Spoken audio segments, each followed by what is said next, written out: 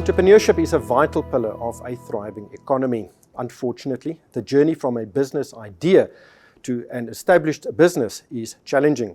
Most businesses fail, and it is even more pronounced in township economies. However, there is a business which aims to change this trend. Kwalisa Hub is a business which assists startup and early-stage township entrepreneurs to become successful. Kwalisa is the brainchild of Sanjay Soni. He is a chartered accountant and a serial entrepreneur, and he has been in the business for more than 25 years and founded more than 10 enterprises in various economic sectors. Sanjay, thanks so much for joining me. Tell us about Kwalisa. What do you do? Rick, firstly, thanks a lot for having me. Kwalisa, really, we set it up about 15 months ago. It's to bridge the gap for township entrepreneurs to get a leg up. So we work with entrepreneurs that are looking to solve real township challenges, and we help them take the idea to a point where they understand what their business is all about. Where is it that they're going to make money? Who are their customers? And get them to a point where they can now go and start raising some serious cash. Let's take an example. Say there's an entrepreneur who wants to establish a tourism business. How would that process work? The first thing we do is we'd ask them to apply through our hub, through the portal. Not so much to understand their business, but for me to understand why are they doing that. Do you start at the idea? We start at the idea. But slightly beyond that, it's the idea, but you having done some research about that. Because all of us have ideas. Every morning we wake up with a different idea. But have you done something about that idea? So at the point where they've got a great idea and they've done something, and that comes through as part of the application process. And that's where we actually engage with them. The very first thing I want to understand from them. What's their reason, what's their why, and that business. The rest of it is semantics. You can find textbooks, you can find experts, you can find Google. But unless that passion and that reason is clear enough to me, I won't take them on. So how do you help them? What is the next step? After you say, see that, listen, this guy is really passionate, he's got some skills, he may be successful. How do you assist that person to become successful? So we do probably 3 or 4 things. The first thing we do is that we agree with them what are their needs. And every entrepreneur has a shopping list of needs. If you think about it, at an idea stage, they know enough, but they don't know a lot of things. So we would help them rank what are their needs. Support in terms of putting a business plan, a marketing plan, a go-to-market strategy, whatever the case may be. And we work with them on their top 3 things. The way the program works is that it's sort of a 12 to 14-week structured program. Every week they get to do something. So in week 1, we'll start with, the basics. Let's do the contracting, let's do the legal stuff, and so on. And so over 12 to 14 weeks, there is a structure around that. The second thing we do is that based on their needs, we pair them up with expert advisors that have a specialization in that area. So if it's somebody that needs some support around marketing, we've got a database of about 30 advisors, and we would identify the fit-for-purpose advisor that will work with that entrepreneur to help them think about their specific things. Fast forward to the end of 12 to 14 weeks, what comes out at the end? 3 broad things. Number 1, a business plan, but not in the traditional sense of 50 pages. Try and keep it 10 to 15 pages so that they can understand that. Again, we understand business and finance, entrepreneurs don't understand that. So they got to put something out that they can understand. So that's the first thing. Secondly, we help them put together a pitch deck, because after that phase of the program, we want to help them go and get some money. And the third thing is we get them to understand what further support they require as part of their growth journey as an individual and in their business. We're going to talk about money in a minute, but I just want to go back to those 30 advisors. Who are they, and where do you find them? We reached out into our existing networks. I've got a co-founder in this business. He and I are both, CAs by training. We identify people in our existing network that have a similar vision to ourselves, which is how can I help other people move on in life? And they range from entrepreneurs to C-suite executives to corporate managers and anything in between. So that's where we found them. And for us, it was actually a very easy conversation. I'd call you up and say, this is the business I'm getting in. This is what we want from you. You say, no problem. But it's giving back. It's not, these people are not being paid. Philanthropic at best. advisors and ourselves are giving up our time. There is some return down the line. We can't charge these entrepreneurs because they don't have the cash to pay us. What we can do is do 2 or 3 things. Lend our expertise, open up our networks, and associate them with other people that can support them in their business.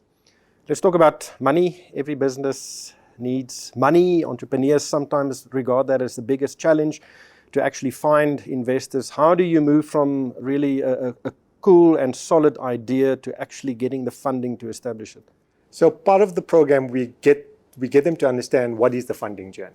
And a typical startup funding journey probably goes through 2 or 3 phases before you get some real cash. The first is the bootstrapping phase.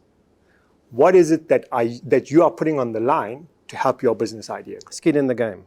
Your own skin in the game, and that extends generally to immediate family, very close friends and the like. Every, I guess, 200 to 500 rand counts. So that's the initial phase. Once they get to a point where they've got a great idea, we are starting to open them up to people in our network, where people want to give some of their own personal cash to help these entrepreneurs move on. And that's the space that angel investors play. Network, just give us more context of who these individuals are.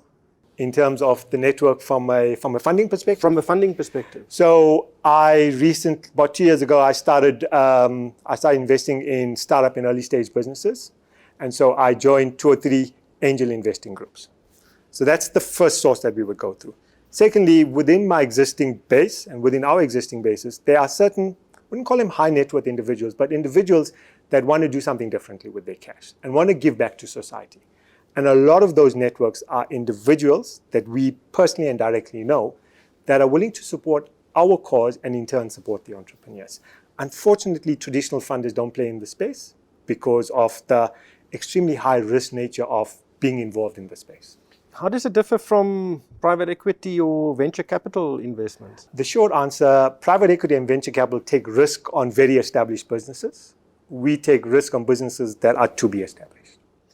Now, how many entrepreneurs have moved through the program successfully, made the pitch? Some angel investor actually put money on the table and they've actually established a successful business. So when we started off last year and probably in the last 15 months, we've supported about 30 entrepreneurs. There are other programs that we run, but directly in this program, we've supported about 30 entrepreneurs.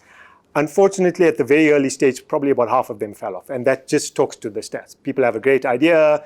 When you need some cash, they go back to getting a job or whatever the case. Completely understandable. At the moment, we're working with 3 or 4. One of the challenges we identified is it is about us, but it's also about the entrepreneur. And so there are 3 or 4 businesses that we are reasonably close to taking to the next level where we can put them in front of funders and hopefully get their businesses funded. And what type of businesses are they? The OneCrowd got a very interesting idea. They have a price comparison app focused on consumers in the township. So what they do, their township where they live, and they're in the Northwest Province, population is about 35,000 people. They've got a ShopRite, they've got a Pick n Pay, and 2 or 3 other stores. What their app does is price compares an essential basket of 80 to 100 items across all the stores in their area. And it allows the consumer to say, I buy these 3 items from this store and those 4 items from that store. And in that journey, we actually realized something very interesting. What people do is that they get their neighbors to buy for them and they buy for their neighbors. So if the neighbor's going to Pick n Pay, please buy these 3 things. I'll go to ShopRite and buy those 4 things for you. So that's the one cool idea. The other cool idea we had is one of our entrepreneurs got swindled out of a second-hand car. And to his benefit, he understands cars, he understands mechanics around cars and whatever it is. So he's setting up a business to allow the trade of second-hand vehicles in a township environment. And he's doing 2 things with that. He's providing some level of accreditation, a 20-point check of sorts, and he's vetting the seller before the car is even advertised on the platform. Now, those are things that you and I would not traditionally think about because our circumstances are different. But these ideas come out from individuals that grew up in the township, understand personal challenges of what those are, and are starting to build businesses that address township needs. Both these businesses are scalable.